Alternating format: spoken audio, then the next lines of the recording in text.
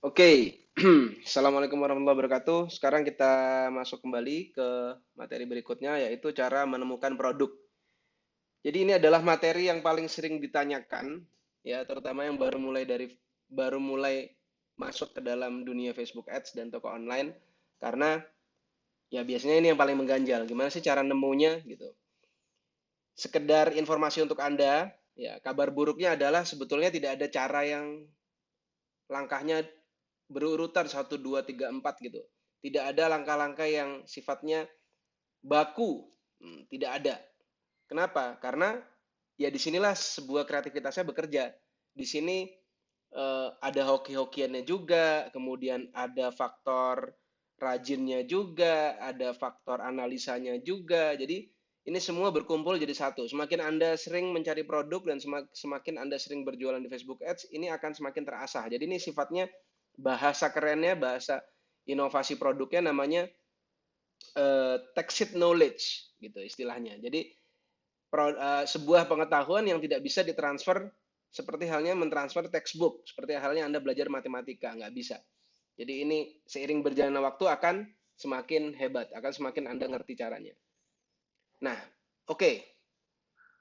Faktor pertamanya di sini yang ingin saya garis bawahi adalah memperkuat sense Anda terhadap market. Nah, gimana caranya? Yang pertama Anda harus rajin browsing. Rajin browsing, Anda harus rajin nonton YouTube sesuai dengan niche yang ingin nanti Anda mainkan. Anda masuk ke forum, Anda masuk ke komunitas. Ini browsing Facebookan malah belum saya masukin. Rajin Facebookan ya. Nah, rajin Facebookan. Bahkan beberapa beberapa orang kadang-kadang termasuk di sini rajin nonton bioskop kadang-kadang ya, nonton film lah, nonton film. Agar sisi sisi otak kanannya itu agak-agak meningkat gitu sense-nya. Kadang-kadang dengan nonton film itu kelihatan saya ada satu satu dua kali nemu nemu ide produk itu dari nonton film. Jadi ngelihat waktu itu jual fashion gitu. Wah, ini kayaknya bagus juga nih buat jualan gitu ya. Jadi radar Anda tuh dinyalain ketika Anda uh, masuk ke dalam market yang ingin Anda tuju. Nah, cara memperkuat radarnya itu adalah ya tadi browsing, Facebook kan, nonton YouTube, masuk forum, masuk ke komunitas, baca-baca di sana, rajin nonton film dan sebagainya. Oke, berikutnya apa? Berikutnya adalah kita masuk ke prinsip-prinsip pentingnya. Produk-produk yang seperti apa sih sebetulnya yang bisa kita pilih? Yang pertama, prinsip pentingnya adalah fokus terhadap sedikit niche itu lebih baik daripada fokus kepada niche yang sangat luas. Maksudnya banyak niche, sorry. Sedikit niche itu maksudnya gimana? Anda konsentrasi ke 3 niche gitu misalkan. Anda belum punya produk sama sekali nih. Jadi disclaimer-nya adalah ini memulai ya, memulai. Anda nggak ngerti sama sekali, maka lebih baik Anda fokus kepada satu segmen niche audience Anda. Nah, ini nanti Anda belajar di sini, eh, kayaknya belum saya masukin juga. Di sini ada core audience canvas, membantu Anda untuk memetakan audience Anda. Nanti akan saya sertakan videonya. Core audience canvas, atau Anda bisa googling. Ini saya bagikan secara free. Core audience canvas. Jadi Anda fokus kepada niche yang sudah spesifik dan maksudnya tidak terlalu banyak niche yang Anda pikirkan di kepala Anda. Misalkan Anda fokus hanya laki-laki umurnya 35, umurnya sorry 25 sampai umur 40 misalnya. Nah, 25 sampai 40 laki-laki, kemudian kalau mau dibikin agak lebih spesifik misalkan menikah. Nah, apa tuh kebutuhan mereka di niche itu dengan audiens itu? Itu satu. Kemudian yang kedua mungkin Anda fokuskan kepada istrinya. Istrinya umur 25 sampai 40 juga. Berarti pasangannya. Apa tuh kira-kira yang muncul dari dua audiens ini? Anda nggak usah melebar ke yang umur 50 tahun ke atas. Anda nggak usah melebar juga ke umur yang ABG-ABG alay, umur 18 tahun. Itu akan malah lebih ribet lagi. Fokuskan dulu aja ke audiens yang pengen Anda tuju dan jangan bikin itu banyak, sedikit aja. Gitu ya. Yang kemudian yang kedua, prinsipnya fokus pada audiens yang luas lebih baik. Ya, oh sorry aja. Lebih baik daripada fokus kepada audiens yang kecil. Kecil itu maksudnya gimana? Kecil itu misalnya laki-laki umur 25 sampai 45 menikah, menyukai kucing dan juga menyukai memancing misalkan. Itu sangat kecil, mungkin beberapa ribu aja. Tapi kalau Anda hanya ngomong laki-laki umur 25 sampai umur 40 menikah dan tinggal di kota besar misalnya, nah itu sudah cukup luas tuh. Mungkin ada di atas 5 juta sampai 10 juta orang. Itu lebih baik. gitu. Ini untuk memulai. Saya nggak bilang bagi Anda yang sudah ahli ya. Ini untuk memulai. Kemudian prinsip yang berikutnya, yang ketiga yang terfikir di kepala saya adalah fokus kepada produk yang ada kompetitornya. Ini sangat penting. Fokus pada produk yang ada kompetitornya. Banyak orang yang fokus kepada, Mas, produk yang belum ada kompetisinya apa, Mas? Itu malah sangat gambling buat saya. Contoh misalkan saya jual hijab. Hijab itu kan banyak kompetitornya. Nah, ada kemungkinan ketika saya mengeluarkan sebuah hijab yang lain, itu akan cepat laku. Kenapa? Karena sudah ada audiensnya dan sudah terbentuk kompetisinya. Jadi kita tinggal memprovide sesuatu yang lebih baik aja dibandingkan dengan kompetitor kita. Nah, prinsip yang saya gunakan di sini dan ini adalah sangat baik ya. Anda pelajari, Anda googling, saya kasih PR aja, Anda pelajari sesuatu yang disebut dengan namanya scamper. Nah, scamper. Apa scamper itu? Saya kasih PR aja, Anda cari scamper supaya video ini nggak terlalu panjang. Scamper itu adalah sebuah metode untuk inovasi. Jadi sebuah metode untuk melakukan inovasi terhadap produk yang sudah ada. Nah, Anda cari detailnya. Kemudian saya kasih satu quote yang sangat menarik dari Panji adalah sedikit lebih baik, sedikit berbeda adalah lebih baik daripada sedikit lebih baik. Ayo lo bingung. Sedikit berbeda adalah lebih baik daripada sedikit lebih baik. Ini quote by Panji. Panji komik ya.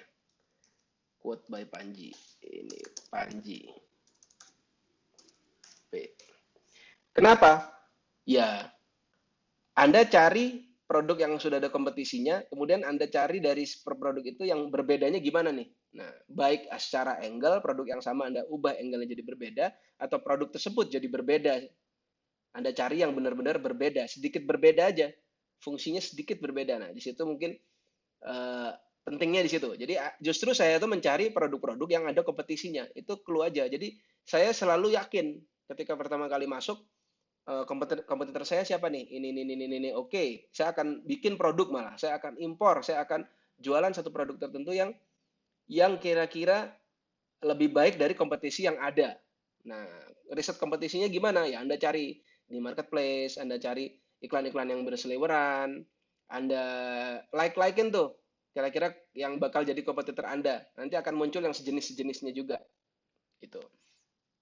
Berikutnya, sourcingnya bagaimana nih? Sourcingnya pertama, saya sangat menganjurkan Anda sourcing dengan teman Anda sendiri di kelas konversi. Kenapa ya? Selain membantu sesama teman kita juga, itu lebih mudah untuk koordinasinya. Karena ya paling tidak Anda sudah one step ahead lah, lebih kenal, ada bisa ditengahi oleh para mentor atau mungkin teman yang lain. Gitu. Kemudian berikutnya Anda bisa sourcing di marketplace. Marketplace itu bisa dalam negeri, bisa luar negeri, bisa dalam negeri. Luar negeri ini saya maksud adalah AliExpress ya. AliExpress, mungkin di sini Alibaba mungkin ya. Kalau Anda pengen yang skala-skala besar. Dalam negeri ya di sini berarti Bukalapak, Tokopedia, Shopee gitu. Gitu. Nah, saya sangat eh, tidak menganjurkan sebenarnya membajak iklan yang berseliweran atau malah Anda mencontek landing page teman Anda sendiri dan jualan barang yang sama. Itu saya sangat nggak menganjurkan. Kenapa? Itu akan nggak sehat buat mental Anda. Jadi yang rugi itu sebetulnya bukan teman yang Anda tiru. Yang rugi itu Anda sendiri. Yang rugi itu adalah harusnya di fase ini Anda belajar. Ya, di fase awal-awal itu Anda belajar menemukan sesuatu, mencari sesuatu, tapi Anda malah mencontek orang lain dan Anda dapat duit. Itu menurut buat saya istilahnya black money. Itu hot money. Kenapa? Karena ketika Anda dapat sebenarnya uang itu ya Anda tidak bisa generate lagi. Kalau teman Anda jualan apalagi nanti Anda akan jadi orang yang sifatnya meniru. Nah, kalau sudah meniru-meniru begitu kan nanti nggak sehat buat Anda sendiri. Anda kerjanya akhirnya membajak produk orang lain lagi. Bajak lagi sana, bajak lagi sana, bajak lagi sana. Yakinlah, saya pernah punya satu teman ya yang kerjaannya begitu sampai detik ini tidak berubah kehidupannya. Jadi karena nggak bisa mengenerate sendiri, akhirnya nggak berani tuh stok sendiri, akhirnya nggak berani tuh dia misalnya apa ya bikin produk sendiri itu nggak berani. Kenapa? Karena dia nggak terasah sense marketingnya, dia nggak terasah sense untuk menemukan sesuatu yang berbedanya di situ. Jadi sebaiknya jangan meniru, jangan membajak produk orang. produknya, misalkan kompetitor atau teman Anda lihat jualannya A itu. Oh, kayaknya A laku nih. Saya nggak akan tuh membajak A, tapi saya akan bikin A++. Nah, saya akan buat A++ lebih baik daripada dia. Bisa, misalnya. Atau kalau Anda mau main di niche yang sama juga, ya Anda bilang, bro, saya main di niche-nya sama ya, tapi tenang, saya nggak akan pernah membajak produk bro, misalkan. Nah, ya udah, fair-fairan aja misalkan di situ. Berarti mau jadi kompetitor, hanya produknya berbeda, itu lebih baik. Itu kira-kira ya. Terakhir kriterianya bagaimana ini menentukan pricing-pricingannya, Mas, gimana nentuin harga-harganya?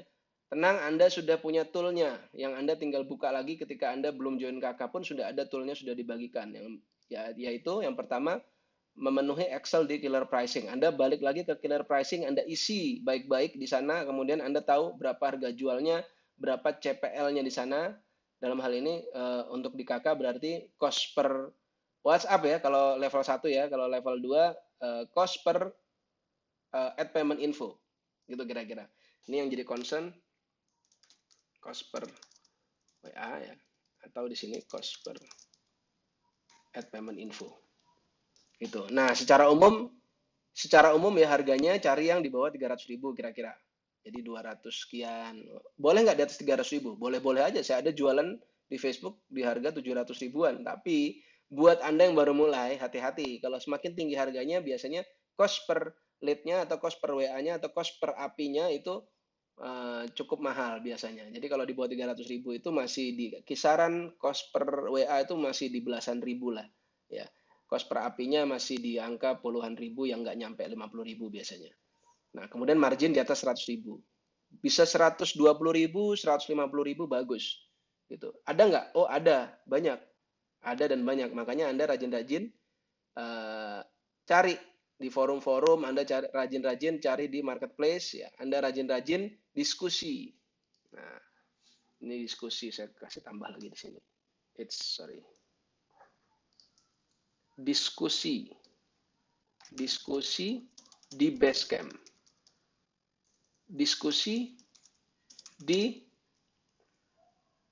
apa sih Anda tuh biasanya bikinnya inner circle. Saya kok jadi lupa namanya. GLC, iya, apa? Iya, learning group discussion ya. Ya itulah, diskusi di internal Anda sendiri. Di kelompok. Kemudian diskusi di ya kantin kakak. Saya sarankan Anda rajin-rajin aktif. Kenapa? Supaya Anda nemu nanti. Nemu kira-kira apa. Bahkan nanti ada yang ngasih saran, jual ini aja bro. Nah, untuk awalan nggak apa-apa Anda jual bareng teman-teman Anda. Ingat, jangan sampai Anda tusuk teman Anda sendiri. Jangan sampai Anda bikin kalau Anda pengen masuk juga ke marketnya dia, ya Anda bilang. Kalau enggak, ya Anda nggak usah jualan sama sekali.